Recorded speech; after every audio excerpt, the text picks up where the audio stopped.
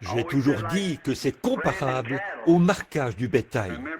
Je me souviens qu'il y a des années, j'étais assis un jour où faisait le rassemblement du printemps. On amenait le bétail dans la forêt et j'aidais à conduire le bétail à ce qu'on appelle la clôture à bétail, où l'association Hereford fait paître le bétail dans la vallée de la rivière Troublesome. Et j'étais assis là, la jambe par-dessus le pommeau de la selle, à regarder l'inspecteur alors qu'il examinait le bétail au fur et à mesure qu'il passait la clôture.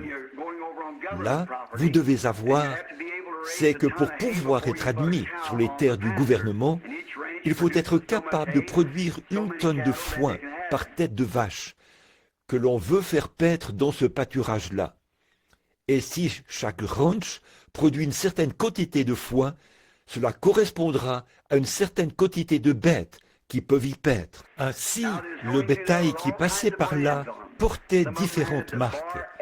Certaines bêtes arboraient la marque Bar X. Monsieur Grimm, qui était juste à côté de nous là-bas, possédait les diamants T, un T à côté d'un diamant. Il y avait les Lazy K, juste en amont de la rivière Troublesome. Nous, c'était des Turkey Track.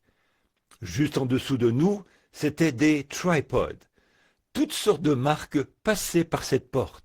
J'avais remarqué que l'inspecteur ne prêtait jamais beaucoup d'attention à ces marques. Il ne les regardait jamais. Parfois, elles se trouvaient du côté gauche de la vache. Donc, il ne pouvait pas voir la marque. Donc, ce n'était pas la marque qu'il surveillait.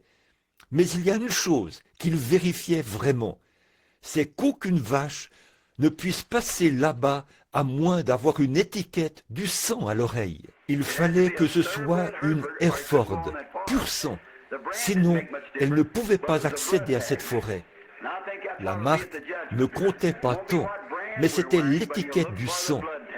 Et je pense qu'il en sera ainsi au jugement. Ce ne sera pas la marque que nous portons, mais il cherchera à voir l'étiquette du sang.